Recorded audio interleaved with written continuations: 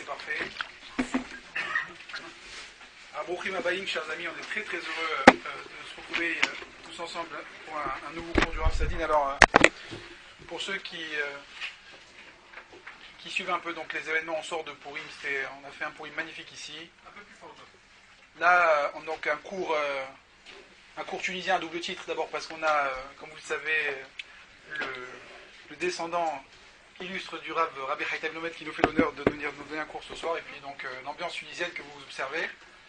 Et donc on est très très heureux de faire ce cours, d'abord parce qu'on a on a pris l'habitude de faire un petit cours avant Pessah.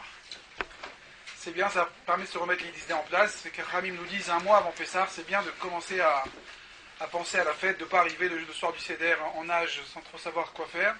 Donc on a le privilège d'avoir un panorama ce soir de la fête, on va pouvoir écouter. Simplement pour dire un tout petit mot. Alors vous savez très bien que la philosophie, c'est pas du tout de faire des appels. La dernière fois qu'on a fait ce cours, il y a le Rav nous a dit qu'il était en train d'éditer un livre. Alors vous savez, l'édition de livre, on connaît un petit peu ici, et certains connaissent. C'est long, c'est dur. Très souvent, c'est des projets qui capotent, on ne sait pas où ça va, etc. Moi, j'ai été épaté parce que non seulement le livre est sorti relativement rapidement, alors que c'est un livre de halachot. Alors on l'a ici, si personne ne veut le voir, parce que je sais qu'il y a beaucoup qui l'ont acheté, qui l'ont dédié à la mémoire de leurs proches. Et ce livre a été donc distribué, il y a 3000 exemplaires, c'est ça, 3000 qui ont été distribués gratuitement dans tout Israël. Alors c'est incroyable parce que, comme on dit en anglais, qu'à votre billet, on est sorti de la synagogue de Saint-Didier. Il y a un jeune Rav qui nous a dit j'ai vu votre livre à la Yeshiva cette semaine, etc. Donc ça veut dire qu'il est de Bnei Brak, il a vu le livre à la Yeshiva, alors qu'il est sorti il y a moins d'un mois. Donc c'est vraiment une prouesse, et c'est magnifique de voir que le Rav, lui, il avait cette vocation de faire cet ouvrage, qui est un ouvrage très complexe, un ouvrage de halachot, très pointu. Alors pour ceux qui vont voir ces 800 pages, vraiment, c'est de l'hébreu pour moi, comme on dit. J'essaie de comprendre quelques pages. Si j'arrive à en comprendre quelques-unes, j'aurai réussi quelque chose.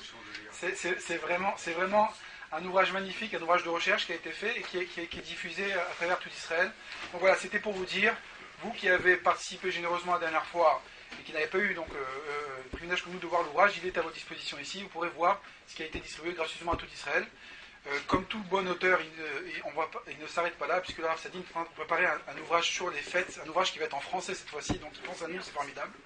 Et ce que je disais en chemin, c'est que sur les fêtes, finalement, il n'y a pas grand-chose en français. Bon, vous avez des petits fascicules, vous avez des petits livres à droite, à gauche, mais un ouvrage complet, j'ai vu déjà les premières épreuves, c'est magnifique, avec en plus un ouvrage qui, en plus, va être un beau livre, puisqu'il va être réalisé en collaboration avec un grand photographe, qui va offrir donc des photos magnifiques que j'ai pu déjà observer sur les fêtes juives. Donc vraiment des ouvrages de qualité qui sont là pour orner nos bibliothèques. Et ceux, bien entendu, qui voudront soutenir cette belle œuvre sont invités à le faire, puisque, encore une fois, l'objectif, c'est vraiment de diffuser la Torah. Ce n'est pas des ouvrages dont on force la vente en librairie. C'est diffuser gratuitement à des gens, à des cercles, etc., pour que les gens puissent s'intéresser, ouvrir un livre, voir un peu ce qui se passe. Et Dieu sait que ça peut provoquer des vocations et donc créer beaucoup de bien autour de nous. Je vais lui laisser la parole. En tout cas, voilà, Rav Sadine, on est très heureux de vous avoir. Voilà, une fois n'est pas coutume, là ça fait 2 fois, on espère que ça va devenir une coutume et qu'on aura toujours le plaisir de vous entendre. Oui, ça s'est fait en 24 heures. Oui, tout à fait. On a 80-100 personnes, mais en 24 heures, il a fallu organiser et improviser. Voilà, donc c'est bien improvisé, je trouve. C'est très gentil, je vous remercie beaucoup, Jonathan, votre père, vous-même et tous ceux qui sont ici d'être venus. On va parler un peu de Pessah, on va plutôt aborder la question d'un point de vue de pensée juive, de qu'est-ce que veut dire Pessah profondément, et à la fin on fera quelques halachot pour que les gens aussi sachent un peu des choses importantes dans Pessah. En 5 minutes on fera la fin des halachot, mais là on va essayer de comprendre la notion même de Pessah. Donc vous savez qu'en Égypte, tout commence, la sortie d'Égypte commence par un phénomène assez extraordinaire, où Moïse bégaye. Moïse n'arrive pas à parler, et ça a l'air d'être un détail de l'histoire de Pessah, alors que ce bégaiement est à l'origine même de toute l'aventure qui va, après avoir lieu, entre Moïse, le peuple d'Israël, Dieu, Moïse, le peuple d'Israël, la sortie d'Égypte, l'arrachement d'un peuple d'Égypte. Vous savez que l'Égypte était considérée comme un État qui avait la réputation que même aucun esclave ne pouvait s'échapper. C'est-à-dire que depuis des siècles, tous les esclaves qui étaient en Égypte, il n'y avait pas un qui avait été à s'échapper. Et on va voir que Mitzrayim a pour étymologie Metzar. Metzar, ça veut dire en hébreu la prison. Et donc c'est une prison tellement forte que personne ne peut s'échapper. Et c'est ça un des plus grands miracles. C'est que d'un pays où personne ne peut s'échapper, s'est échappé un peuple entier de à peu près 3 millions de personnes, puisqu'il y avait 600 000 mâles de 20 ans à 60 ans, mais il y avait aussi les femmes, les enfants, les vieillards, les enfants. Donc tout ça fait à peu près, on peut l'évaluer à plus ou moins à 3 millions de personnes qui se sont arrachées de l'Égypte et qui ont quitté l'Égypte pour réussir à fuir de la prison de l'Égypte. Alors le bégaiement, là on a quelque chose ici d'extraordinaire. Vous savez que Moïse n'a pas voulu au début écouter Dieu, puisque Dieu lui disait va libérer le peuple juif. Et lui il a dit je ne peux pas libérer le peuple juif, je bégaye. Alors c'était quoi la discussion? Vous savez que Mitzrayma, ça veut dire, c'est la gamatria, c'est la même force numérique, d'après la Kabbalah, que Shrina. Shrina, c'est la présence divine. Ça veut dire qu'on nous apprend de là que Dieu lui-même, ou plutôt l'apparition de Dieu, la Shrina, ce qui s'appelle la présence de Dieu sur terre, on pourra résumer ça facilement, simplement, la Shrina, c'est la présence de Dieu sur terre. La présence de Dieu sur terre était elle-même en Égypte. Et donc, Moïse dit, comment veux-tu qu'on se libère d'un pays si la Shrina, c'est-à-dire la spiritualité elle-même, est captivée et prisonnière dans l'Égypte? Comment ma parole, qui est elle-même prisonnière d'Égypte, je bégaye, peut être la source d'une libération? Et Hachem lui dit, tu pourras. Il lui dit, je sais pas. Et on a une discussion comme ça énorme. Alors, il faut d'abord s'arrêter 2 minutes sur ce bégaiement, qui est quelque chose de magnifique. La première dimension de ce bégaiement, c'est une dimension très importante qu'on doit tous apprendre, et qui est bien entendu plus liée aux grandes sadikim. C'est qu'un homme comme Moshe Rabbeinu est un homme qui sent tellement la souffrance du peuple d'Israël qu'il ne peut pas parler une belle parole. La parole elle-même est blessée. Il ne peut pas parler une parole pleine, une parole contente, une parole efficace, une belle parole, quand le monde lui-même est dans le chaos, quand le peuple juif souffre, qu'il est esclave, qu'il est fouetté par les tortionnaires égyptiens, quand les gens travaillent, quand on vole les enfants, quand on tue les enfants. Le bégaiement de Moshe Rabbeinu, c'est le signe de sa grandeur, pas de sa petitesse. Parce que quand tout va mal et qu'on parle bien, c'est que ça ne va pas. Quand tout va mal, il faut être capable de porter la brisure qui est dans le monde et de la reproduire dans le discours lui-même. Un grand sadique, vous savez que si je vous demandais c'est quoi le chesed? C'est quoi le chesed? On est sans. Oui, comment ça se manifeste? C'est quoi un vrai ish de chesed? Un homme vraiment ou une femme de chesed? C'est pas simplement justement la générosité, la bonté ou la charité chrétienne. Il y avait un grand rave qui disait, il y a des gens qui aiment tellement faire du chesed, ils sont contents que quelqu'un il est malheureux pour faire du chesed. Ça c'est pas du chesed. Tu es content que l'autre il soit pas bien pour lui faire du chesed toi. En réalité, tu te mousses toi-même. C'est quoi le chesed?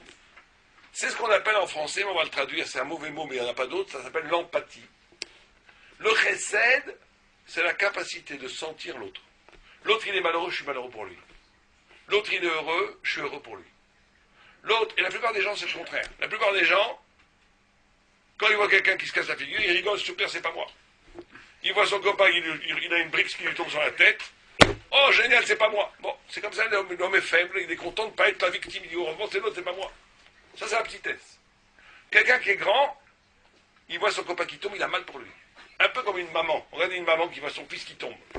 Elle a mal dans sa chair, comme si c'était elle qui était tombée. Parce qu'elle a vraiment du chesed pour son enfant. Ce qu'une maman fait normalement, naturellement pour son enfant, le tzaddik va le faire pour le petit tzaddik pour toute sa famille. On va dire. Celui qui est un peu plus grand pour toute sa keïla. Celui qui est encore plus grand pour tout un Israël. Celui qui est encore plus grand comme Avraham Avinu pour le monde entier. Et par contre, de l'autre côté, quand quelqu'un vous dit, vous savez, j'ai gagné au loto hier, 10 millions d'euros. Si c'est votre copain, celui qui est petit va dire, pourquoi pas moi? C'est tombé sur cet idiot, c'est pas normal, il n'y a pas de justice. Ça, c'est celui qui n'a pas d'empathie. Celui qui est content, il est content pour lui. Mazel tov, super.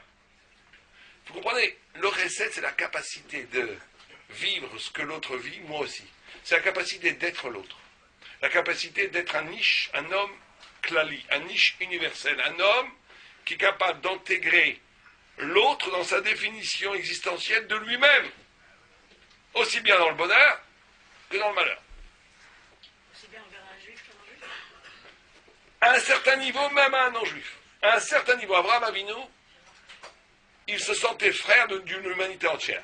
Le problème, c'est pas notre sujet, mais le problème du non-juif, c'est que quand il est idolâtre, quand il est contre Dieu, il devient un ennemi. Donc à ce moment-là, il devient lui-même quelqu'un qui est contre la Torah. Donc à ce moment-là, il n'y a plus de pitié, parce qu'il est contre la vérité, contre Dieu. Mais si c'est un Bnei Noach, il fait les 7 mitzvahs Bnei Noach, il a une mitzvah d'aider et d'avoir effectivement de l'empathie pour le deuil. Mais c'est rare. Le problème, c'est que la plupart des goïs sont contre la Torah. Donc, mais il pourrait y avoir aussi. C'est pour ça que c'est important d'aller voir des tzadikim, des vrais tzadikim. Parce que simplement, quand ils vous voient, ils sont capables de ressentir ce que vous ressentez. Et ils sont capables de prier comme si vous priez, parce qu'ils prient pour vous, parce qu'ils sentent ce que vous sentez. Et ils n'ont pas les péchés que certains ont, donc la prière, elle monte, c'est pas mystique presque. Ils se mettent à votre place et ils prient pour vous. Et le miracle s'opère. C'est pour ça que c'est très important de voir des grands tzadikim qui ont cette capacité d'empathie, cette capacité de chesed. Mais c'est ça le vrai chesed. Le vrai chesed, c'est cette capacité de porter la souffrance ou la joie de l'autre dans sa propre intériorité, dans ses émotions, dans sa pensée, dans sa vérité. Moshe Rabbeinu, il avait tellement cette notion-là, qu'il ne pouvait pas parler, il bégayait, parce qu'il avait mal pour le peuple juif. Le peuple juif souffrait, il souffrait. Le peuple juif était brisé, sa parole était brisée. Ça, c'est une des dimensions du bégaiement de Moshe. Une deuxième dimension du bégaiement de Moshe, c'est que Moshe, il était tellement... Pose le Maral de Prague, dans le 28e chapitre de Gvurot Hashem, il dit, comment se fait-il que l'homme parfait, comme Moshe Rabbeinu, il était parfait. Il était même physiquement parfait, il était grand, il était beau, il était tout. Comment ça se fait qu'il bégayait? Une tare pareille pour l'homme le plus parfait de l'humanité. Alors il dit, encore lui aussi, il prend cette même route, il dit que ce bégaiement, c'était pas un manque. C'est que l'homme est composé de combien chacun d'entre nous, Adam? Quelqu'un sait? J'ai entendu un chiffre? Combien d'Adam? Non, l'âme. La neshama. Combien de neshamot? 7. 3, c'est une réponse partielle, mais on a en vérité 5. Mais ces 3, c'est pas mal, parce qu'en vérité, les 2 premières, on n'en parle pas, elles sont trop hautes. Il y en a une qui s'appelle Yechida, qui est la plus haute, qui est avec Hachem, qui est très proche de Dieu. Il y en a une qui s'appelle Chaya, c'est la deuxième. Ces deux-là, que le Goy n'a pas. Il n'y a que les Juifs français de là. C'est une proximité tellement haute avec Dieu qu'on n'en parle jamais. Même Moshe l'a frôlé, il n'a pas arrivé. Et après, on a quelqu'un dit 3 qu'on connaît, Naran, Neshama, Ruach, Nefesh. Ça s'appelle Naran. Neshama, c'est par rapport à la pensée. La pensée. L'expression de la Neshama, c'est la pensée. Ruach, c'est la parole. Ruach, c'est l'émotion, c'est le cœur. Le siège de Neshama, c'est le cerveau. Le siège de Ruach, c'est le cœur, c'est l'émotion, la parole. Et le siège de Nefesh, Nefesh, c'est l'énergie spirituelle qui permet au corps d'exister, de vivre. C'est le foie. Comme ça que ça marche. La personne, sa personnalité est liée au Ruach. Ruach, comme quelqu'un parle, comme quelqu'un s'exprime, ça m'égale, ça révèle ce qu'il est profondément. Ces 3 niveaux. Et un homme total, c'est un homme qui est capable de penser, de parler et d'agir. Les 3 niveaux. Penser, parler, agir. Toujours. Penser, le problème, c'est que peu de gens pensent. Penser, c'est pas parler en silence. C'est pas dire, demain, qu'est-ce que je vais faire en silence, combien il me manque dans mon compte en banque, où est-ce que je vais passer le week-end. Ça, c'est parler en silence. Penser, c'est la capacité de comprendre quelque chose tellement grand que ça a lieu, c'est lié à l'infini, à la vérité. Et c'est très difficile de passer de la pensée à la parole. Parce que la pensée, elle est infinie. Et la parole, elle coupe, elle est finie. C'est pour ça que Moshe bégayait. Il bégayait parce qu'il était tellement dans la vérité absolue, infinie des choses, que dès qu'il parlait, la parole n'était pas assez puissante. Ça vous est jamais arrivé une fois de comprendre quelque chose d'extraordinaire? On vous dit, qu'est-ce que tu as compris? Vous dites des banalités. tout d'un coup, vous essayez d'exprimer, vous passez complètement à côté. Pourquoi? Parce que c'est tellement grand ce que vous avez compris, vous n'avez pas à l'exprimer. Ah oui, mais vous dites, mais ce que tu dis, tout le monde le sait, c'est idiot ce que tu dis. Ah ouais, c'est vrai, mais c'est pas ce que j'ai compris. Alors dis-moi, tu redis encore une deuxième bêtise. Dis-moi, troisième bêtise, bon, tu t'arrêtes, tu te tais. Pourquoi? Parce que ce que tu as compris, c'est tellement fulgurant, tellement extraordinaire, que ça rentre pas dans la parole, ça bégaye, ça bégaye. Eh bien, Moshe Rabbeinu, il avait tellement compris l'essence de l'essence, l'infini des choses, que chaque parole implosait littéralement sous le poids de l'infini de sa pensée. Et tout le travail, vous allez voir, de la sortie d'Égypte et du don de la Torah, ça va être comment faire entrer cet infini dans la vie. Moshe Rabbeinu, il est né quel jour? 7 Adar. On l'a mis dans le couffin 3 mois plus tard. C'était quel jour?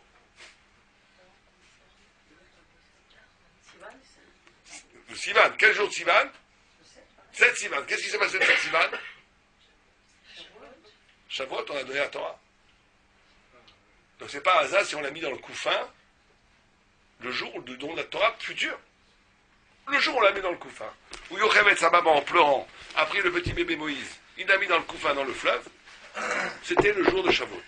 C'était le jour du don de la Torah. Ça veut dire tout de ce... On a déjà tout dit là. Pourquoi? Parce que Moshe, quand il est né, on dit qu'il y a eu une lumière qui a envahi toute la maison, une luminosité extraordinaire. L'infini s'est révélé. Il est né circoncis, il est né lumineux. Sa mère et son père, on dit c'est le Mashiach. C'est lui qui va sauver Amisraël. Celui qu'on attend depuis plus de 200 ans, ça va être moins de 200 ans, pardon. C'est lui qui va, on dit 210 ans, mais l'esclavage a commencé un peu, beaucoup plus tard. Mais ça faisait 210 ans qu'ils attendaient le Goël. Et donc, c'était une lumière. Et cette lumière, on l'a mise dans un couffin. C'est ça toute la Torah. La Torah, c'est comment l'infini va pouvoir rentrer dans la vie, dans l'existence, dans une boîte, dans l'existence, dans le réel, dans la vie. Et d'ailleurs, ce qui est extraordinaire, c'est qu'une fois qu'il reçoit la Torah Moshe, il ne bégaye plus. Celui qui bégayait, qui ne pouvait pas parler, devient le personne qui va écrire quel livre? Quel livre il a écrit, Moshe? Non, ça, Dieu l'a inspiré les 4 premiers livres. Le 5e, il a écrit lui-même. Comment il s'appelle? Dvarim. Dvarim, ça veut dire quoi en hébreu? Les paroles. Celui qui ne savait pas parler devient l'homme de la parole par excellence. Il va écrire le livre Dvarim. Parce que la Torah, elle va être capable de transformer une parole, elle va être capable de créer une parole qui ne va pas détruire la pensée, qui ne va pas empêcher la pensée d'apparaître. Au contraire, elle va créer un premier concept extraordinaire que nous dit le Maral. Elle va créer la parole miroir. La parole qui est capable de faire refléter la vérité infinie. Et de là, on apprend un premier concept très important pour Pessah, qu'il y a 2 sortes de paroles. Il y a une parole qui ne fait que contenir, comme un wagon qui contient des choses. Cette parole-là, elle ne peut pas intégrer la vérité absolue. Il y a une parole qui peut faire refléter infiniment la vérité. On va l'appeler parole miroir. Je vais vous donner un exemple de ça, pour comprendre ce que ça veut dire une parole qui dit, alors je dis, passe-moi le livre, j'ai utilisé la parole juste pour transporter des idées, des concepts, des idées, des objets. Mais il y a des paroles qui vont dans leur fulgurance nous faire comprendre les choses. Ça, c'est la parole de la Torah. Alors comment vous dites quoi dans la Torah? En hébreu, comment on dit quoi? Ma. Comment on dit l'eau? Maïm. Ça veut dire que l'eau, c'est le pluriel du quoi. Comme s'il y avait beaucoup de questionnements. Pourquoi? Pourquoi l'eau? Quel rapport entre la question et l'eau? On dit En Maïm et la Torah. La Torah, c'est l'eau. La Torah, c'est... Et la Torah, elle se présente toujours comme... par plein de questions. Il n'y a pas une plage de Gemara sans questions. Donc, voyez, dans un mot, on va comprendre plein d'idées. Ça s'appelle une parole miroir, reflet, qui va te faire comprendre plein de choses. Chochma en hébreu, ça veut dire, c'est les mêmes lettres que Koachma, la force du quoi. S'étonner. Vous savez que le début même de l'intelligence pour la Torah, on ne peut pas accéder à l'intelligence si on n'est pas curieux, si on n'est pas intéressé par quelque chose qui n'est pas moi, si on ne s'ouvre pas à quelque chose qui est autre que moi. À ce moment-là, on arrive on arrive à la commencement de l'intelligence. Et regardez comme c'est extraordinaire. Comment vous dites quoi en anglais, par exemple? Comment vous dites l'eau? Water. Pareil. Comment vous dites quoi en allemand? Comment on dit de l'eau? Wasser. En français, il faut prendre le latin. Comment on dit quoi en latin? Quid? L'eau, on dit à quoi, c'est la même racine, quid qu'à quoi, c'est les mêmes racines étymologiques. Dans toutes les langues, on retrouve ce lien-là profond. Ça, c'est la langue miroir. C'est pas que tu utilises juste la langue pour véhiculer des idées, c'est une langue qui te reflète une vérité qui apparaît dans la langue elle-même. Et c'est pour ça que Pessah, c'est un des jeux de mots que les Chachamim utilisent en Pessah, c'est que Pessah, ça veut dire la bouche qui parle. La bouche qui parle. P, en hébreu, c'est la bouche. Sar, qui parle. La bouche qui se libère en parlant. La parole va libérer. La parole à Pessah, toute la gada de Pessah, de parler, on va trouver une parole qui va libérer. Parce que dans ce mouvement de parole miroir, d'une parole qui est capable d'être plus grande qu'elle-même, de porter plus que ce qu'elle dit, d'être plus riche que ce qu'elle formule, c'est le secret même de la liberté. On est libre quand on rentre dans ce système d'intelligence, quand à un moment donné, on comprend que la parole va m'emmener dans des idées qui rebondissent sur d'autres idées et qui m'amènent sur le cercle vertueux infini de la chokhma, de l'intelligence de la Torah. À ce moment-là, on se libère. Si on vit avec des idées arrêtées, qu'on ne réfléchit plus, qu'on ne s'étonne plus, qu'on n'est plus dans le quoi, qu'on n'est plus dans l'eau, qu'on n'est plus dans l'eau de la Torah, qu'on n'est plus dans l'étonnement, qu'on n'est plus dans la capacité de comprendre qu'un mot, il cache et il révèle. C'est un miroir. D'un côté, si on a le mérite de voir les reflets de ce qu'il dit, la mot de Torah, ou bien il peut au contraire te fermer le visage, c'est juste une boîte. Et c'est ça le premier travail de Pessah. Le premier travail de Pessah, c'est de savoir qu'à travers l'étude de la Torah, à travers la tfila, à travers la réflexion de ce que veut dire, ce que nous ont enseigné nos sages, ce que Dieu dit dans la Torah, prendre le temps, 5 minutes, à Pessah, à Nissan, dès maintenant ça commence. Il faut prendre le temps de réfléchir. De réfléchir à partir des mots de la Torah. Il y a écrit par exemple, au hasard, Ve'afta l'eraecha kamocha, tu aimeras ton prochain comme toi-même. Prends 2 minutes, dire pourquoi la Torah dit tu aimeras ton prochain comme toi-même. Dis tu aimeras ton prochain. Pourquoi dire comme toi-même? Regardez, pour comprendre, pour avoir une illumination d'une parole miroir, on pose une question. Quoi? Pourquoi est-ce qu'on dit comme toi-même? Quelqu'un a une idée? Pourquoi il écrit tu aimeras ton prochain comme toi-même? Pourquoi il n'y a pas écrit à la Torah tu aimeras ton prochain, c'est tout? Bien entendu que ça vient nous en prendre quelque chose. Donc on regarde les commentateurs, on réfléchit, on nous dit comme toi-même, c'est pour te faire comprendre une des secrets peut-être les plus profonds de la Torah, que tu ne deviens toi-même que quand tu es capable de t'ouvrir à l'autre. Tu nais toi-même, et c'est pareil dans le couple. C'est pareil dans le couple, c'est pareil dans la relation humaine, c'est pareil dans la relation à toute chose. C'est qu'il y a un Yatzer Hara qui veut te faire croire que plus tu vas être pour toi, plus tu vas devenir fort, plus tu vas être égoïste, plus tu vas gagner, plus tu vas être égoïste, tu vas faire toutes les choses que pour toi, plus tu vas te retrouver toi-même. Donc c'est le contraire qui est vrai. Plus quelqu'un est égoïste, plus quelqu'un n'est pas capable d'altruisme, de don, d'écoute de l'autre, de don à l'autre, plus en vérité il s'enferme dans une coquille, cette coquille est en train de l'étouffer et le tuer. Plus il s'abandonne, il détruit sa véritable identité. Parce que l'homme, comme il est fait à l'image de Dieu, et que Dieu il ne fait que donner, si on veut retrouver notre véritable image, il faut être dans cette dynamique-là du don. Quand on est dans cette dynamique du don, on se commence un petit peu à ressembler à Dieu, et quand on ressemble à Dieu, on fait éclairer ce qui s'appelle le Tselem Elohim, l'image divine qui est en nous, et à ce moment-là, on est dans une relation où on a l'ouverture de tout un pan de notre être qui était fermé quand on était dans l'égoïsme. L'égoïsme, c'est le plus malheureux en réalité. Parce qu'en réalité, il s'est complètement tué lui-même, il s'est étouffé dans l'œuf. Il s'est empêché de voir une dimension extraordinaire de son être. Donc ça, c'est la première dimension de Pessah. Première dimension de Parah, c'est Pessah, la parole. Deuxième dimension qui est très importante, très très importante. Vous savez qu'on a dit, Mitzrayim, c'est l'Égypte. Or, Mitzrayim, c'est un mot qui se rappelle un anagramme en français. Anagramme, ça veut dire que vous pouvez prendre les lettres et faire 2 mots. En français, ils aiment bien voir les Français faire amour, à mort. Ils disent ça veut dire la mort. Bon, ça c'est les gamatria des goïms. Nous on dit Mitzrayim, c'est quoi Mitzrayim? C'est un anagramme qui dit Metzar, Metzar. Ça veut dire la prison de Yam. C'est quoi Yam en hébreu? La mer. Ça c'est bizarre. Alors, ça, même si on réfléchit jusqu'à demain, on va comprendre pourquoi. Ça veut dire quoi? La prison de la mer, la prison de l'océan. L'Égypte, c'est celui qui est capable de mettre en prison qui? L'océan. C'est incroyable ça. Ça veut dire quoi mettre en prison l'océan? Yam en hébreu, c'est l'océan. C'est quoi la force numérique de Yam? Quelqu'un connaît un peu l'hébreu? Yam, c'est Yud, même. Yud, ça vaut combien? 10. Même 40, ça fait combien? 50, on sait compter. 50. C'est que 50, en hébreu, dans la tradition talmudique, c'est toujours une lettre, le chiffre de l'infini. 7, c'est le chiffre de la nature.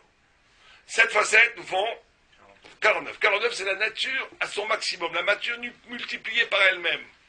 C'est la nature qui va le plus loin que la nature peut aller. Après, vous avez 50. 50, c'est toujours le chiffre qui souligne l'au-delà de la nature, de l'infini. Pour ça, vous avez 49 jours qui séparent sortie d'Égypte jusqu'à le don de la Torah. Le 50e jour, c'est le don de la Torah, infini. Vous avez 49 années. Qu'est-ce qui se passe au bout de 49 années? Le Yovel, le retour de la vérité, chacun retrouve sa terre, la liberté, etc., etc. Vous avez 49 portes de l'intelligence. La 50e, c'est qui? C'est Dieu lui-même. Etc., etc. Chaque fois, vous avez 7, c'est la nature. 7 fois 7, 49. C'est la nature à son maximum.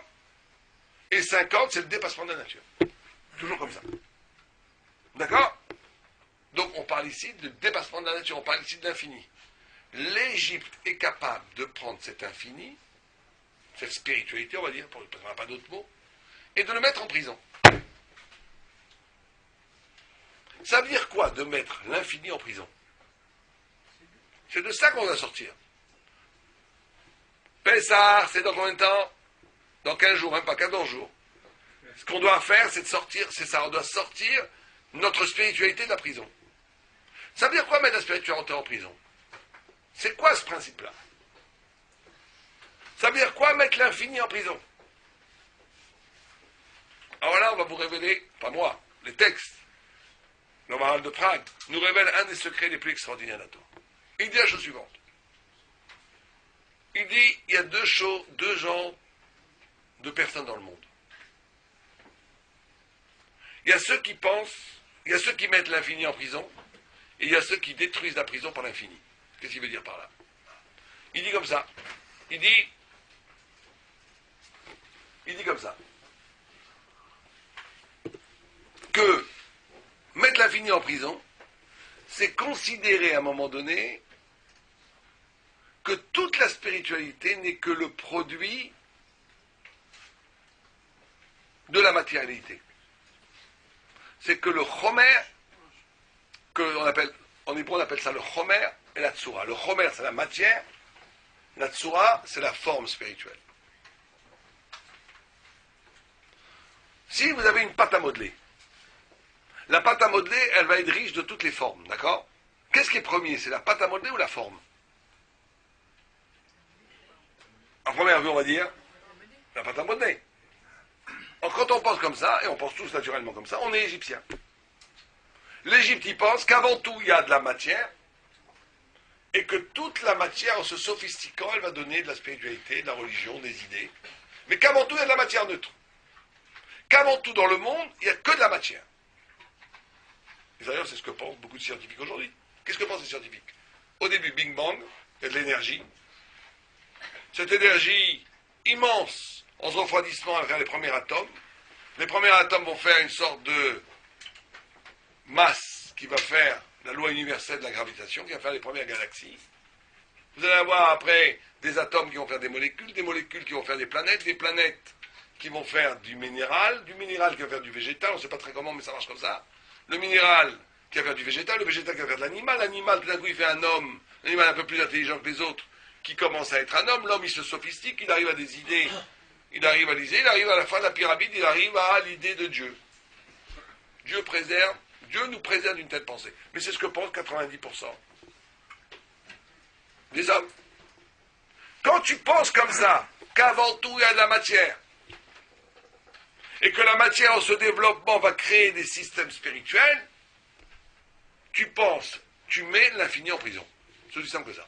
C'est-à-dire que l'infini, la spiritualité réelle n'est qu'un produit d'un processus qui est le processus de la matière elle-même.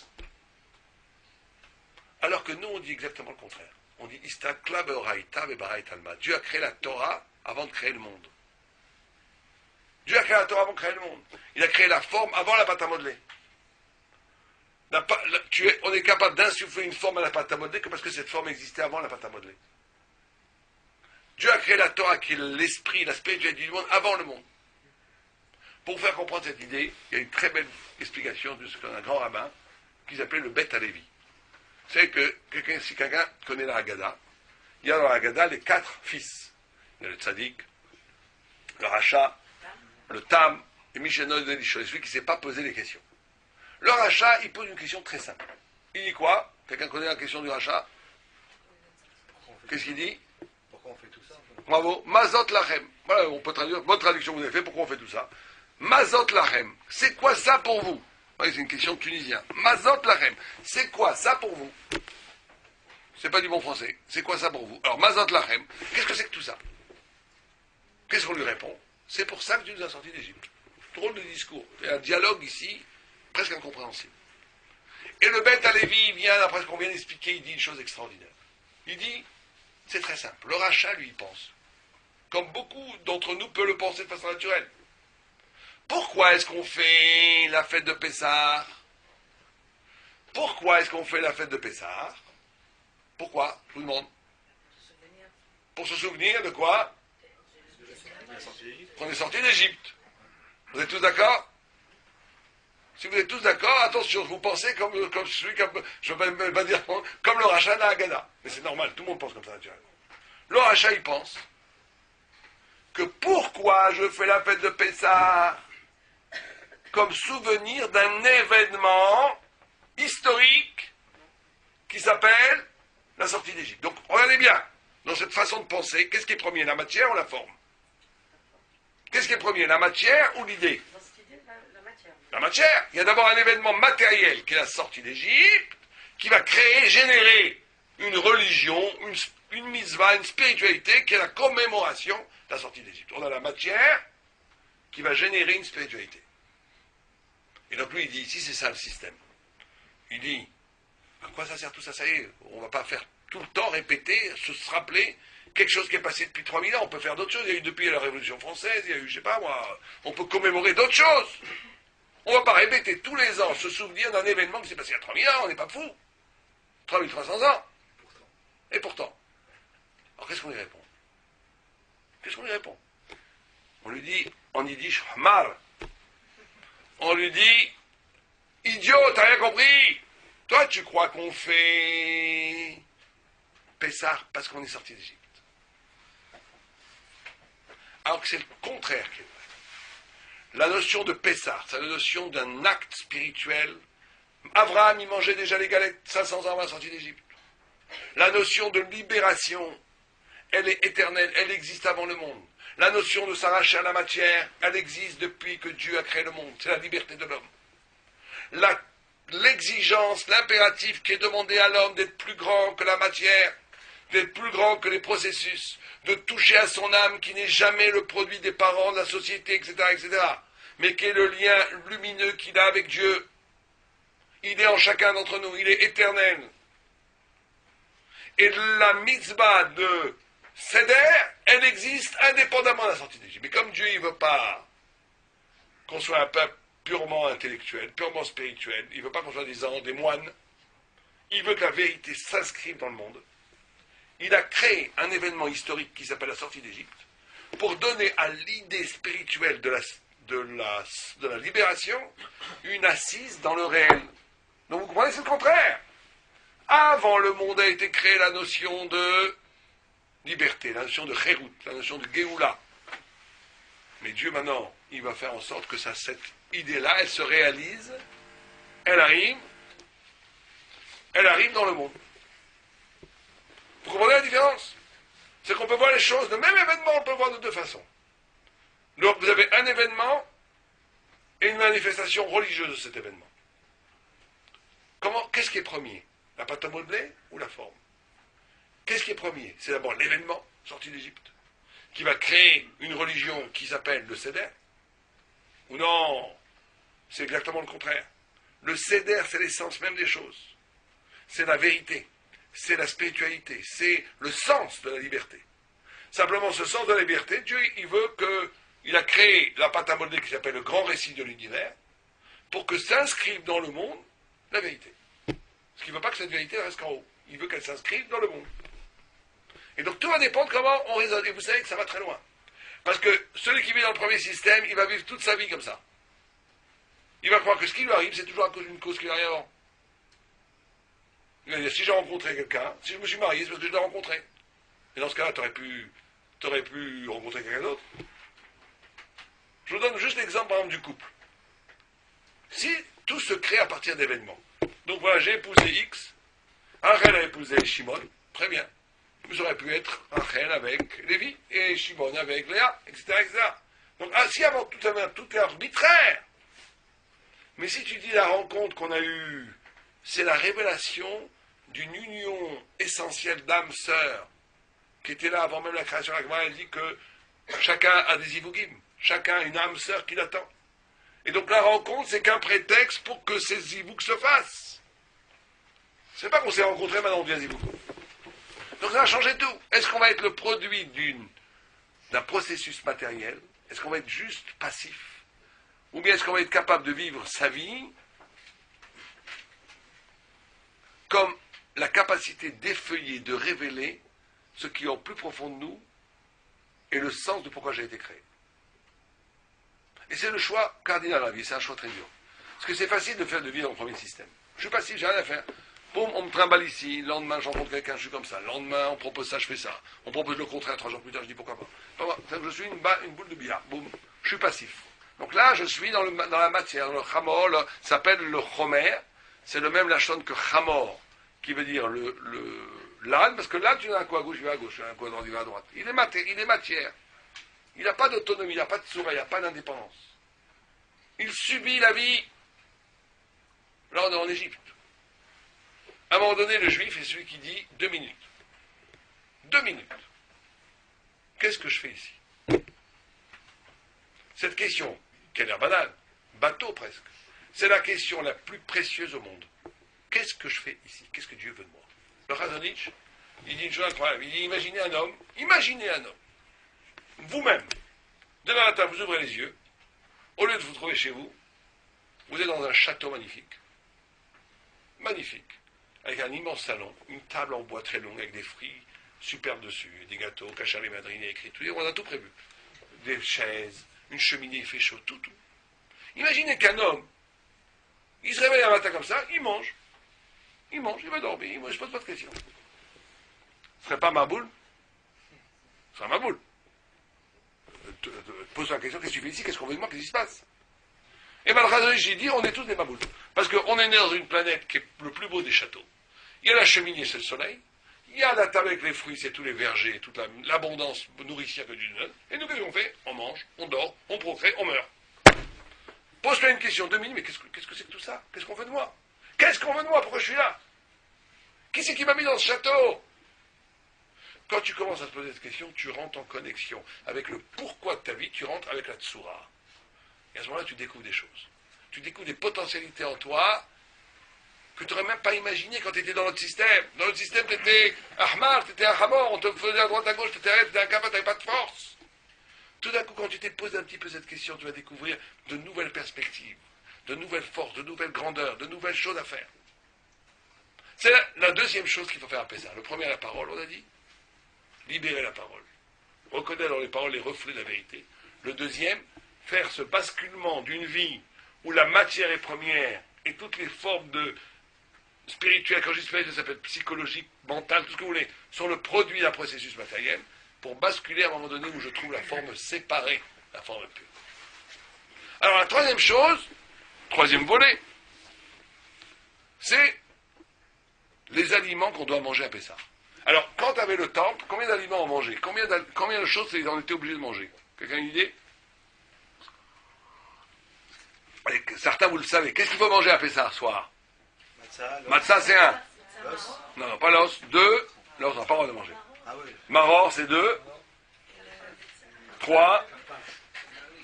Non, non, je parle de la... Quand Karpa, c'est juste un siman, c'est ça. Je parle de la une mise d'oraita. Le médecin? Non, non, non. Mais ça, c'est pour un giga. La fille comme Non, au temps du temple. On devait manger quoi? Plus important. Non, Jonathan, il est où, Jonathan? Il s'est caché? Jonathan, qu'est-ce qu'on mange le soir de Pessah? L'agneau. Bah oui, l'agneau pascal. Le corban Pessah. Non, non, l'os, c'est juste zechem, on ne le mange pas.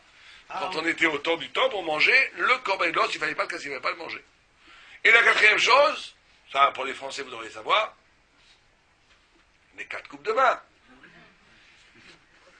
4 coupes de vin. D'accord? Le vin, la viande, le pain, la matzah, et le légume, le marron. 4 éléments. Minéral, le vin. Végétal, le marron et la matzah. Animal, le corban. Et ces 4 éléments, aliments et éléments qu'on mange et qu'on boit, sont par rapport à 4 données fondamentales qui sont dans l'homme. Vous savez que là, l'homme a 4 yetzera. 4 yetzera fondamentaux. Un, il est constitué, d'après la Torah, par 4 éléments qui sont la terre, l'eau, le feu et l'air. La terre, ça va être le yetzera de quoi? Quelqu'un a une idée? On fait participer un peu. C'est quoi comme yetzera la terre? Matériel. Tout est matériel quand c'est yetzera. La terre, c'est quoi comme yetzera? Quelqu'un a une idée? Il est où Jonathan? Il se cache. Quand on ne sait pas la réponse, on va Jonathan. Jonathan, la terre, c'est quel yetzera? Je ne veux pas ce jeu-là, moi. Parle ça. Non, pourquoi parler de ça, la terre? La nourriture. C'est ce qu'on appelle la paresse. L'inertie, la paresse. Comme ça dit le Midrash. La terre, l'élément terre en nous, c'est ce qui nous fait quand on arrive le soir, on s'écroule devant la télé, au lieu d'ouvrir un livre de Gemara et étudier un petit peu. Voilà. À ce moment, vous pourrez dire à vos maris, quand vous rentrez le soir, on s'écroule devant la télé, là, comme la terre, au lieu d'essayer de... bon, c'est humain, on est fatigué, je comprends, on critique personne. Mais tout le monde, on est nous-mêmes, quand on dit nous, on ne doit pas dire on est tous concernés, puisqu'on a tous ces 4 éléments. Donc la terre, c'est l'élément l'inertie, on appelle ça l'inertie en France. La paresse. Bon. L'air, ça serait quel yetzera, l'air?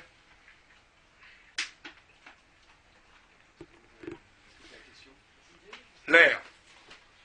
On a dit que l'homme est constitué de 4 éléments. Terre, air, feu, eau. Chacun a un yetzera cardinal. On a dit la terre, c'est la paresse. L'air, ça fait quoi l'air? Ça fait monter le nez. L'orgueil. L'orgueil. Le feu, c'est facile, ouais, la colère, bravo. Et l'eau, il en reste qu'un. Mais non, pas de yetzera. L'eau, en yetzera, serait quoi? C'est vrai, le désir. Tout ce qui est liquide, tout le znout, comment on appelle ça en français, le laisser aller, voilà, tout ça. Non, on ne parle pas de l'argent. Donc c'est les 4. Ouais, drôle d'espèce, si vous voulez. Il y a les 4 yetzera cardinaux. C'est les 4 yetzera importants qu'il y a dans l'homme. On va répéter la paresse, l'orgueil, la colère et le désir. Il n'y a pas d'autre yetzera. C'est toujours un des 4. Les autres, tous les yetzera que vous avez, qu'on a, c'est toujours une déclinaison, ou bien les deux mélangés, ou une déclinaison. Il n'y en a pas un 5e. C'est 4 yetzera fondamentaux. Il y en a qui sont plus enclins à l'eau, qui sont toute la journée en train de courir, on ne sait pas après quoi. Il y en a qui sont plus entrés avec l'inertie. Le kavod, quand il y a l'argent, c'est le kavod. L'argent, la plupart des gens, ils veulent de l'argent. La plupart des gens, ils veulent de l'argent pour le kavod. Pas tellement pour l'argent. Ils veulent se prouver qu'ils sont forts, qu'ils sont beaux, qu'ils sont intelligents, qu'ils sont je sais pas quoi. Ils veulent le kavod que donne l'argent. La preuve, c'est qu'il y a des gens qui ont des milliards, ils continuent à faire de l'argent. Pourquoi? Ils n'ont plus besoin. Ça, c'est le kavod, c'est l'air. Le feu, c'est la colère. D'accord? Et la terre, la paresse. Bon, on a dit ça, on a dit les 4. Donc maintenant, on va voir, on va essayer de vous faire réfléchir. Ces 4 éléments qu'on mange à Pessah, la matzah, l'agneau pascal, le marron et le vin, sont les remèdes à ces 4, sont la libération, sont la chérout, la libération à ces 4 yetzera. Alors on y va. La paresse, c'est quoi le remède? Vous avez une chance sur 4, allez-y. La matzah, bravo, qui a dit la matzah? La matzah, pourquoi? On va expliquer. Il en reste plus que 3 mains, c'est plus facile. La colère, le feu, l'agneau, qui passe bien par le feu, la gava, le marron, c'est les herbes amères, et il n'en reste plus qu'un, le vin par rapport au désir. On va voir pourquoi. Pourquoi la matzah, elle te casse l'inertie? C'est très simple. La matzah, vous savez que c'est quoi une matzah? C'est un pain qui n'a pas levé. C'est un pain qui n'a pas eu le temps. La matzah, c'est la naissance d'une mida en Am Israël qui s'appelle la zrizout.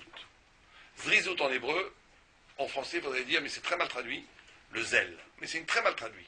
Il ne faudrait pas dire le zèle, mais on n'a pas d'autre traduction, on ne peut rien y faire. Ça, on va dire que c'est la capacité du peuple juif à ne pas s'inscrire dans une logique du temps naturel. Pour ça que la matzah, elle a court-circuité le temps.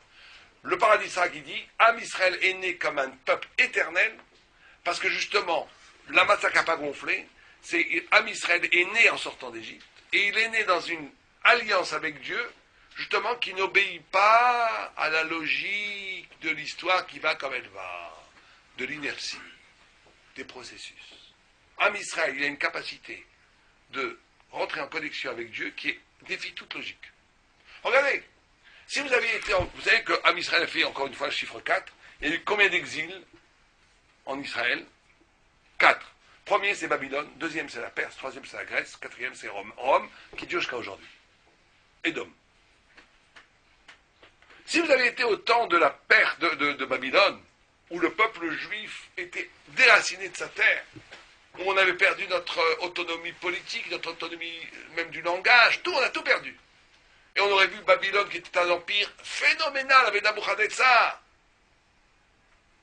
Si nous avions été à l'époque, n'importe quel journaliste avait été à l'époque, il aurait dit je ne mets pas un copec sur l'avenir du peuple juif, et Babylone est là éternellement. Tout le monde aurait dit ça. Au bout de quelques siècles, Babylone, il ne reste même pas une colonne de Babylone, rien. Les sept jardins suspendus de Babylone qui sont considérés comme la chose la plus belle que jamais l'homme a été créé, c'est que dans la légende humaine, ça n'existe, il n'y en a aucune trace, il n'y a plus rien, on est toujours là. Vous savez que l'Égypte de Babylone, c'était l'Égypte de la beauté, de la gloire. C'est qu'il avait déplacé. L'exil, c'est toujours un déplacement où le centre, c'est plus Dieu, c'est autre chose. L'exil de Babylone, c'est d'avoir remplacé Dieu par la gloire humaine. Tout ça, c'est passé. Deuxième exil, la Perse, c'est l'exil du corps. Du corps. La notion de corps, vivre de façon corporelle, c'est quoi d'après vous? C'est quoi de vivre de façon corporelle? Si je vous demande c'est quoi de vivre de façon corporelle, c'était l'exil de la Perse. C'est quoi vivre avec le corps? Une existence qui correspond à l'existence du corps. Et bien, de dire le Maral, il dit c'est très simple. Un corps, il est toujours en manque. C'est une existence où je me fais des trous, des manques, et après je comble les manques. C'est ça vivre de façon corporelle. Par rapport à un fumeur. Un fumeur, il n'a pas besoin de fumer. Tout d'un coup, il se crée l'envie de fumer. Et après, il fume. C'est comme ça qu'il vit. Il comble des trous. Il y a des gens, tout va bien avec leur femme. C'est le bonheur. Une sorte de panique inconsciente se crée. Ils créent inconsciemment une bagarre. Alors que tout allait bien. Pourquoi? Parce qu'après, on se recouvre, on fait la shalom, on fait la paix, et en faisant la paix, on comble un trou. On ne peut pas vivre quand tout va bien, c'est trop dangereux. On se sent un peu déséquilibré. Il y en a qui sont plus vicieux. Tout va bien avec leur femme. Inconsciemment, ils créent une bagarre pour pouvoir sortir dehors, fumer la cigarette, avec plaisir. J'ai bien été énervé, ouais, je vais combler le plaisir. Ouais. Ça, c'est la façon de vivre corporelle. Tu fais des trous, tu combles les trous. Tu fais des trous, tu combles les trous. Ça, c'était l'exil de la Perse. Vous auriez été au temps de la Perse, on aurait vu la Perse, 127 États, on vient de sortir de Pourim. 127 Médinas. Même les États-Unis n'ont pas 127 Médinas. 127 États qui sont sous le contrôle de la Perse, et nous, on est dispersés, on est finito. Les Perses, eux aussi, il ne reste même pas de ruines, il ne reste rien à la Perse. Nous, on est toujours là. Rome, avant la Grèce, attends, on a oublié la Grèce. La Grèce, pareil. La Grèce, c'est la science de la réduction de l'intelligence à l'esprit humain. C'est l'éruption de la philosophie et de la science. C'est pour ça qu'il est comparé à une panthère. La panthère, c'est l'équivalent de la chutzpah. Les Chazal disent une chose, ils disent c'est comme si vous aviez un immense terrain devant vous, immense. Vous avez un petit mur et un tout petit trou, et dans le petit trou on voit juste un petit champ de 20 mètres carrés. Et vous dites, moi derrière ce mur, il y a 20 mètres carrés, c'est tout. Ce que je vois, il y a. Ça, c'est l'attitude de la science et de la philosophie. Et réduire l'être à la vision de l'homme. Mais tu sais pas que tu crois que tu crois que ce que tu comprends, c'est la totalité du monde. Tu sais pas qu'il y a des milliards de dimensions qui t'échappent complètement. C'est pour ça que la Grèce est comparée à la panthère noire, qui est la chutzpah, l'insolence. Réduire ce que tu vois à la vérité. Ça a été une catastrophe pour Israël. Quatrième, Édom. Édom, on n'en voit pas la fin. C'est pour ça que c'est Théom, on n'en voit pas la fin. On y est en plein dedans, on est à la fin, bon Hachem. On est à la fin, vous savez, dans le rêve de Daniel, de Nabuchodonosor, il voit la tête d'or, c'est Babel, il voit les deux mains, c'est la Grèce, il voit le tronc digestif, c'est la Perse, il voit les deux jambes, un c'est Ishmaël, et là c'est ça, parce que les deux, ils vont faire la guerre, et par cette guerre, ils vont marcher, nous amener jusqu'au Mashiach. C'est ce qui est en train de commencer à se passer maintenant. Mais en tous les cas, chaque fois on aurait dit à Israël, il est fini, au printemps de Rome, imaginez Rome pendant 10 siècles ça a duré, hein. De -5 à +5. 10 siècles de Rome. Et nous, on avait l'air complètement fini, après Titus qui nous a détruit le temple, qui nous a exilés, que c'était finito. Et bien, eux, ils ont dit, même Rome n'existe plus, et nous, on est là. Pourquoi on n'est pas Superman? Pourquoi les Juifs sont Superman? Il y a eu des milliers de peuples, qui ont vécu la même histoire que le peuple juif, dispersés, perdent la... Ils sont pas là, ils ont été engloutis par l'histoire, assimilés. Comment ça se fait qu'ils en est toujours là? Ils sont encore un peu là, hein. Ils sont pas complètement partis.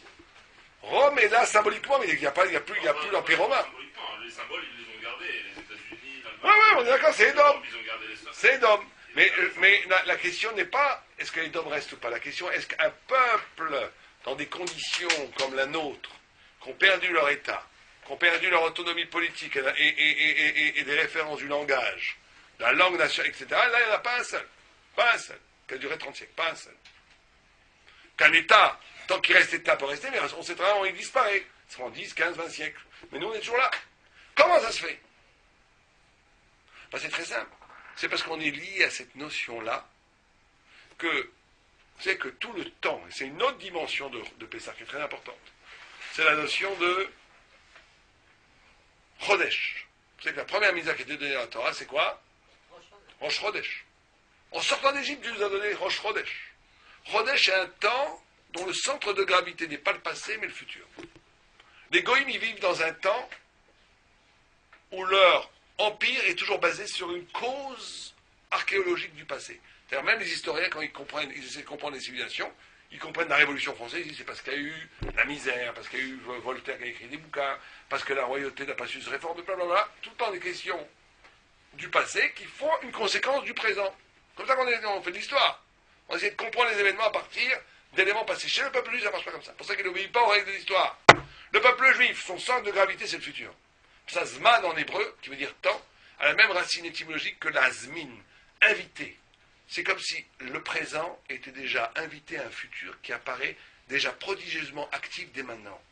L'espérance messianique, le fait qu'on est lié à Dieu, qu'on sait que ce monde va vers la révélation, c'est ça qui nous fait tenir.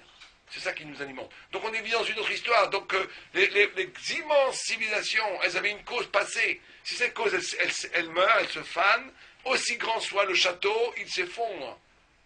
Mais nous, comme on est lié au futur, à la présence, à l'espoir messianique, tant que cet espoir n'est pas abouti, on est toujours là. On est immortel par définition. Et ça, c'est la notion de Pessah. C'est la notion de Matzah. Matzah, c'est la question de couper avec les processus historiques qui obéissent au passé. Pour ça que la Matzah, elle t'arrache de l'inertie. Elle inaugure un nouveau rapport au temps, qui est au cœur même de l'existence, intégrer une motivation qui n'obéit pas au processus de gonflage, mais qui est un rapport direct avec Dieu. Deuxième, on a dit le maror. Le maror, il enlève l'orgueil. Ça, c'est très simple. Parce que l'orgueil, c'est il faut très très bien utiliser nos problèmes. Quand on a des problèmes, parlez-nous de santé, ou des problèmes économiques, ou des problèmes de relations familiales, tout ce que vous voulez. C'est bien sûr une clala, c'est pas beau.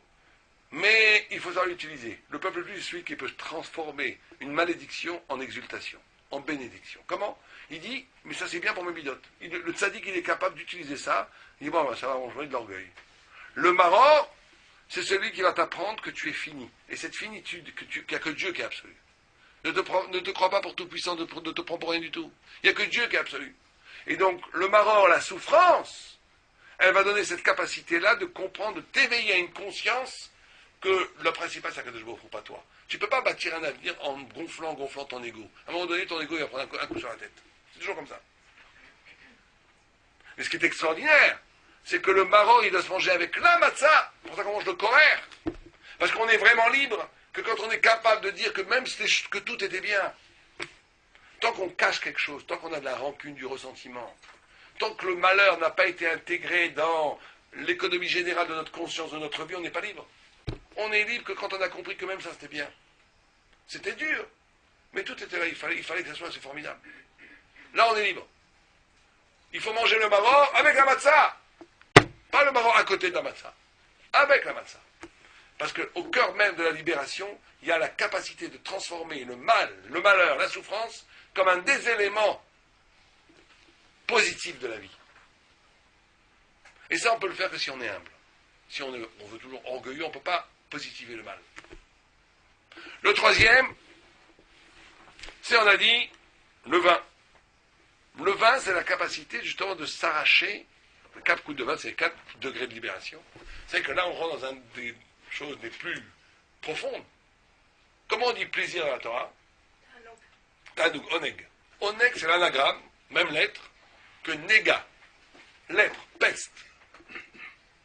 C'est-à-dire que le plaisir, c'est un moment, le moment de plaisir, le moment où on mange quelque chose, c'est un moment unique. On boit du vin, le vin a été pris, c'est l'élément le plus noble, c'est un moment unique. Pourquoi? C'est un moment de choix incroyable. La Gemara à côté, elle dit, Kol ta'avot mevakesh nifrad. Celui qui mange, il veut être isolé, il veut rien entendre. Il veut rien entendre parler. Celui-là, ça c'est la peste. Il veut s'isoler, il veut redevenir une bête. Il veut manger, il veut oublier tout, laissez-moi tranquille. Une fois, on a parté une histoire terrible. Il y avait une fois, dans une école, un enfant, un rabbi qui dit à un enfant, qu'est-ce qui est le plus important pour votre père? Là, il dit la prière, l'autre il dit l'étude. On parle dans une école très religieuse à Jérusalem. L'autre il dit la prière, l'autre il dit l'étude, l'autre il dit je sais pas quoi, les télim. On a, il lève le bras, il dit le tchoulent. Le tchoulent, c'est du français cholant, ça veut dire, c'est ce qu'on appelle chez nous la tfina, en bon français. Et alors, le rabbi le voit, il veut lui donner une claque, il dit, en plus il voit que c'est le fils d'un Talmid Chacham, de quelqu'un qui étudie, un sérieux, un rabbin. Il va pour lui donner une claque. Et il voit que l'enfant n'est pas du tout insolent, il ne fait pas une blague, il dit la vérité. Alors le rabbi lui dit, mais alors pourquoi tu dis ça? Pourquoi tu dis... Il dit, c'est très simple. Mon père, quand il fait n'importe quoi, je peux toujours lui parler. Quand il mange le tchounan, c'est ça qu'on ne peut pas lui adresser la parole. Vous voyez, les enfants, il ne faut pas leur faire du baratin. Les parents, tu pouvais leur dire toutes sortes de mots, la vérité, la grandeur, mais ils comprennent le langage du corps. Si tu peux l'interrompre quand il étudie l'Agmara, quand il étudie l'Agmara, il est content de faire un petit moment de relax, il vous parle. Mais quand on dit le tchoulan, personne ne peut lui parler, ça veut dire que l'enfant, il comprend que l'important c'est le tchoulan. On ne peut pas trahir les enfants. Ils savent très bien ce qu'ils voient par rapport à comment on vit, ils voient la vérité de la chose. Et donc, le ta'anoug, le plaisir, le vin, ça va être le lieu d'un choix extraordinaire. Ou bien on va se couper complètement, on va devenir une bête. Même tout le monde peut tomber dans ce piège, puisqu'on va même se Talmid Chacham, il est tombé dans ce piège. Ou bien au contraire, ça peut être l'élément, le moment où vous mangez un sandwich tunisien, une brique à l'œuf, de la damrout, de la bourra, des spaghettis bolognaises. Vous mangez. Ce moment où vous mangez, ça peut être l'occasion d'une intimité avec Dieu plus forte que la prière. Pourquoi? Parce qu'au moment où on mange, qu'est-ce qui se passe? Qu'est-ce qui se passe au moment où on mange? Si on réfléchit un peu. Quand je mange, qu'est-ce qui se passe? Qu'est-ce que je suis en train de vivre? Je suis en train d'absorber quoi? De la vie. Sans manger, on meurt. D'accord? Donc quand je mange, qu'est-ce que je suis en train d'absorber? Ma vie, l'existence. Qui me donne l'existence à ce moment-là? Si je réfléchis un peu. Qui me donne à manger? C'est Dieu. Quand vous voyez un enfant téter le sein de sa mère, il est en fusion totale avec sa maman. Il sent que sa maman lui donne la vie. Il est en fusion avec lui. Et bien quand on mange, si tout est dans la marchava, tout est dans la tête. Le même acte. Vous voyez deux bonhommes, ils mangent le même steak tartare. Les deux pareils. L'un, c'est il est en train de s'enfoncer dans l'animalité la plus horrible, et l'autre, il est en train de s'élever dans une fusion totale avec l'éternel. Le même acte. Pourquoi? Parce que lui, il se sépare, il veut redevenir une bête, et l'autre, il prend conscience en mangeant que, attention, je suis en train, le plaisir, c'est un flux divin dont Dieu est en train de me donner la vie, et j'ai une reconnaissance, j'ai une joie spirituelle de vivre, de comprendre que vous comprenez? Comme ça qu'on se libère de la matière. C'est ça le vin, par rapport au désir. C'est comme ça qu'on sanctifie le désir. On sanctifie le désir, c'est pas en disant c'est affreux, c'est affreux. Non, c'est d'en faire une mitzvah. Là, il y avait des rabbinim qui parlaient comment est-ce qu'on fait avec le désir. Qu'est-ce qu'on fait avec le désir? Il y en a un qui dit, moi quand je vois des choses qu'il ne faut pas voir, je crache. Quand il dit, je tourne la tête. Il y en a un qui me dit, moi ça me fait rien du tout. Que vous crachez, vous êtes fous? Rien du tout, c'est rien, c'est de la rigolade. Oh, alors Agma, il dit, mais cet homme-là, il n'a plus d'Atsara, il n'a plus de désir, il est comme un homme mort. Il dit, non, quand c'est une mitzvah, tout son corps s'allume. Vous comprenez la différence? Le tzaddik, il n'a pas faim, manger pour manger, ça ne l'intéresse pas. C'est Shabbat. C'est pas qu'il va manger, juste, je fais la mitzvah, c'est dur de manger. Non, c'est Shabbat, il va faire un super kiff. Il va faire un kiff, il va s'éclater. Mais parce que, pourquoi est-ce que son corps veut s'éclater? Parce que c'est une mitzvah. En amont, ce qui contrôle, c'est la mitzvah. Et le corps, le tzaddik, c'est celui qui fait un branchement électrique. C'est que le corps agit par rapport aux impératifs de l'âme. C'est ça le tzaddik. Il y a des tzaddikim qui sont des moitiés tzaddik qui sont que dans l'âme. Mais le corps, il n'existe pas. Il y a des gens qui sont des rachem qui sont que corps. Le vrai tzaddik, c'est quand le corps lui-même réagit par rapport aux impulsions de l'âme. Voilà. C'est une mitzvah, j'ai faim. C'est pas une mitzvah, j'ai pas faim. C'est une mitzvah, ça m'intéresse. C'est pas une mitzvah, c'est nul. Ça n'a pas de sens pour moi. Ça, c'est le tikkun du vin, du troisième. Et le quatrième, on a dit, c'est lequel? La colère. Alors la colère, c'est une des choses les pires au monde. La colère arrache l'homme, c'est comme la Vodazara. Or justement, l'agneau, c'était de détruire la Vodazara. Il y a un lien ici, l'agneau, c'était la Vodazara. Le korban, c'était l'agneau, c'était la Vodazara de l'Égypte. C'est pour ça qu'on appelle le Shabbat d'avant Pessah, le Shabbat Agadol, parce qu'on avait pris les agneaux, et les Égyptiens, ils étaient, du point où on avait pris ces agneaux qui est notre Dieu, on va le prendre, on va lui faire la shahita à ton Dieu. Et eux, ils étaient tellement terribles, et on disait qu'ils grinçaient les dents, mais ils n'osaient pas nous attaquer, parce qu'il y a eu déjà tous les miracles avant. C'est un miracle extraordinaire. Et donc, la notion, on n'a pas le temps trop de développer maintenant, parce qu'on a moi j'essaie de faire qu'une heure, on a déjà 1h02, mais il y a une notion très profonde entre Avodazara et colère. Que chacun médite cette relation. La colère est liée à l'idolâtrie. Et donc là aussi, le travail de casser l'idolâtrie, c'est le travail aussi qui est lié à la colère. Maintenant, je veux juste dire en 3 minutes quelques halachot très importantes qu'on a dit, il faut qu'on fasse aussi des halachot. On peut faire un cours si proche de Pessah, sans parler de quelques halachot de Pessah. Un, vous savez qu'à Pessah, il y a 2 interdits. Il y a un, de posséder le chametz. 2, de manger le chametz. Manger le chametz, c'est karet. C'est un retranchement du monde futur. Posséder le chametz, c'est un lave d'oraïta, c'est une interdiction de la Torah, comme manger du cochon, se raser avec un rasoir avec la main, etc. C'est les 2 interdits.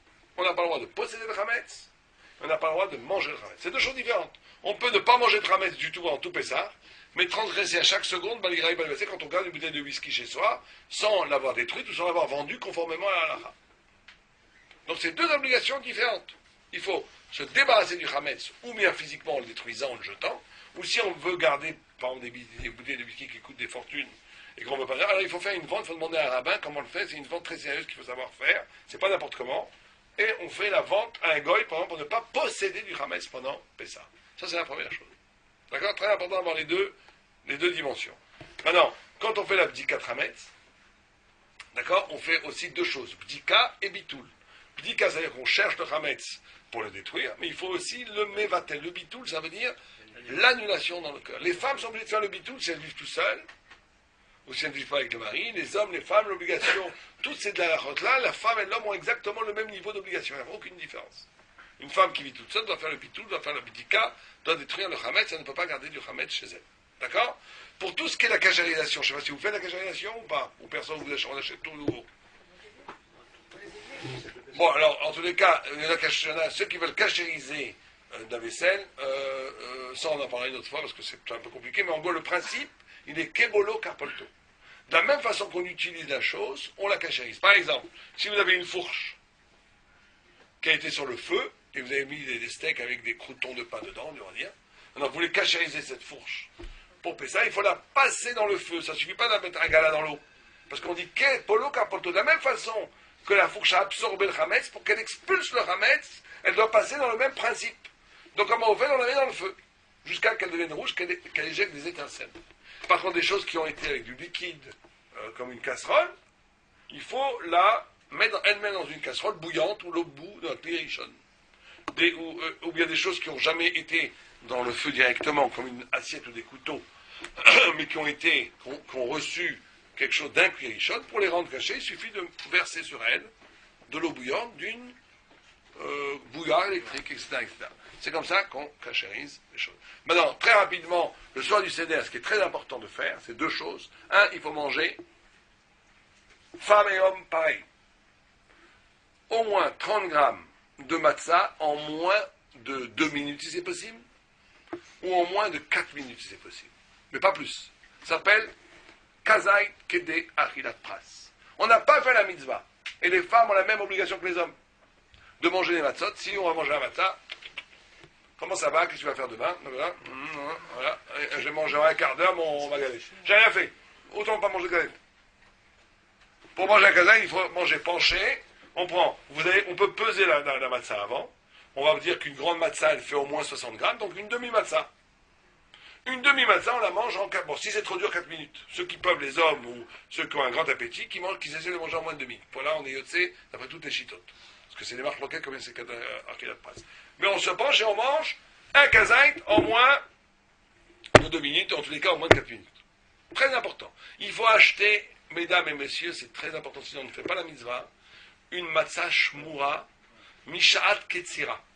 Au moment qu'elle est déjà gardée, du moment où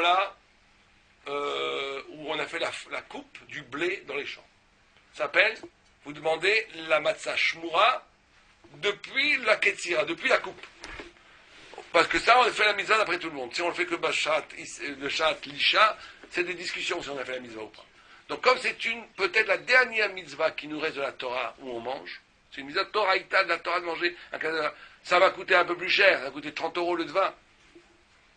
Ça vaut vraiment le coup. On achète la boîte de matzah, comme pour le premier soir. Après, si on veut manger d'autres sortes de matzah, ça, c'est des marmirines qui veulent manger touche, ça, c'est très bien, mais ça, c'est déjà des khumrot. Chacun fait ce qu'il veut après.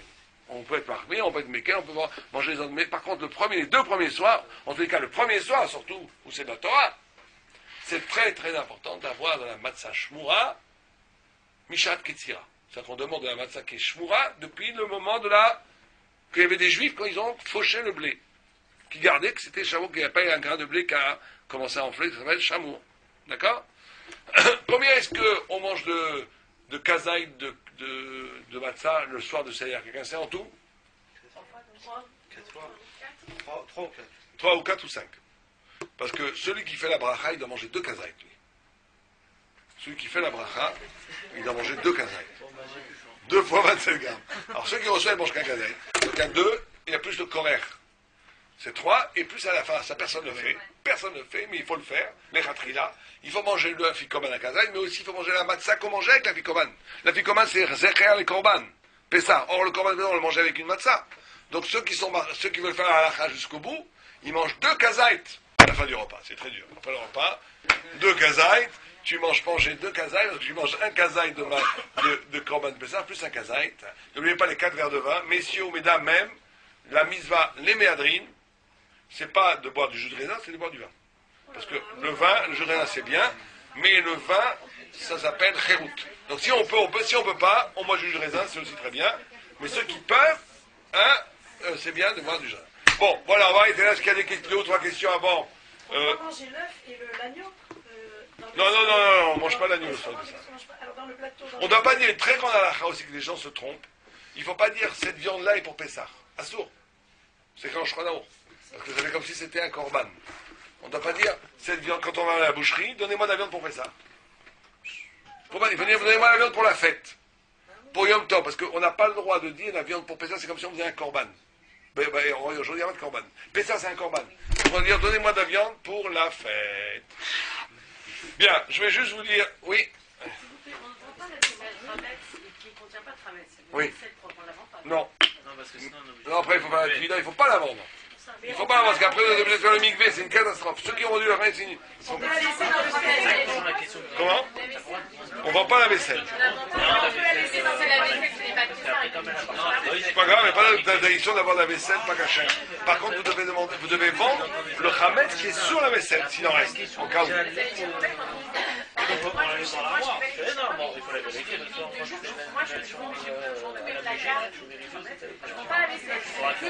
Que le chametz. On va pas vendre la vaisselle. On vend pas la vaisselle parce que si elle appartient à un juif, on la mikvé. Juste une minute, je vais juste... regarde, je vais juste faire une petite annonce, avant que les gens s'en aillent. Comme vous a expliqué Nathan, Baruch Hashem, avec le Kollel, on fait des livres. Donc là, on a eu cette idée de faire un livre sur les fêtes juives, dont une partie sera le cours que vous avez écouté ce soir, sera la partie Pessah. Il y aura 13 chapitres sur les fêtes. Le livre va se présenter comme ça, il y aura une dizaine de pages qui expliquera la fête. Il y aura une autre page qui sera très de profondeur, il y aura une page qui sera Moussa, et une page halakha en français. Et à chaque chapitre, il y aura une photo de Frédéric Brenner, qui est très gentiment, qui écoute très souvent nos cours, et aime beaucoup nos cours, veut m'aider en me donnant 13 photos gratuites, il me les donne gratuitement, c'est un photographe mondialement connu, il a eu le prix de Rome, etc. Et donc on va faire un livre, comme ça, une sorte de livre-objet pour les fêtes juives, et on veut que le maximum de gens puissent profiter de ça on va le distribuer gratuitement dans les écoles juives, dans les yeshivot francophones, dans toutes les synagogues, etc., etc. Comme on a fait pour ce livre en Israël, on va faire la même chose ici en France et un petit peu en Israël pour les milieux francophones. Ce qu'on propose aux gens pour nous aider, c'est au lieu de demander juste d'argent pour aider un livre, on propose aux gens de offrir, celui qui n'a pas trop les moyens, un livre, celui qui a un peu plus les moyens, 10 livres, 20 livres, et après celui qui a vraiment les moyens, tant qu'il veut, de livres, qu'on distribuera dans les écoles juives françaises, dans les synagogues, pour que les gens puissent accéder à tous l'enseignement de nos maîtres, du Maharal de Prague notamment, sur les fêtes juives. C'est un système qu'on avait avec qui a très bien marché, parce que c'est un système qui a un double avantage, c'est qu'il finance le livre, et c'est qu'en même temps, le lendemain de l'édition du livre, le livre est déjà un succès, puisqu'il est déjà partout, on le distribue partout. Et troisièmement, ça donne aux donateurs l'impression que, enfin l'impression, c'est une véritable impression, que quand quelqu'un achète 20 livres, ces 20 livres, il a 20 amis dans le monde, dans les chivotes, dans les synagogues, ou quand quelqu'un il va lire ce livre pendant la fête pour comprendre ce que c'est fait ça, et ben c'est grâce à lui, puisque à partir de 20 livres, on met ici une dédicace qu'on a fait là, on a collé, ce livre est offert par un tel, ça peut être pour une Aliyat Neshama, pour une Refoua Shlema, pour ce que vous voulez. Moi, si quelqu'un n'a pas la possibilité d'acheter 20 livres parce que c'est trop cher, il peut même acheter un livre, 2 livres, 3 livres, et ces livres-là qui sont achetés seront distribués anonymement, parce qu'on ne peut pas mettre des Ilou Nishmat pour un ou 2 livres, ce serait impossible. Tactiquement, on ne peut pas le faire, techniquement c'est trop compliqué, mais à partir de 20 livres, on le met, et celui qui fait moins de 20 livres, même un livre, il sera distribué. Dieu, il sait que ce sera lui qui a ouvert ce livre, et il sera dans la synagogue, ou dans les yeshivas, ou dans l'école juive, pour qu'il puisse profiter de ce srout. On vend chaque livre 15 €, qui est plus ou moins le prix qui nous coûte tout le travail d'édition, le travail d'envoi dans les yeshivot, ça nous coûte même un peu plus cher, mais ça reste 15 €, c'est plus ou moins, des fois c'est plus, des fois c'est moins, le coût total de la production du livre pour pouvoir l'envoyer dans les endroits. Donc celui qui veut faire, on a des serfas, celui qui veut faire la mitzvah est le bienvenu. Tu voulais rajouter quelque chose? Juste pour conclure, on voudrait, bien sûr, au nom de tous, remercier la Absadi de nous avoir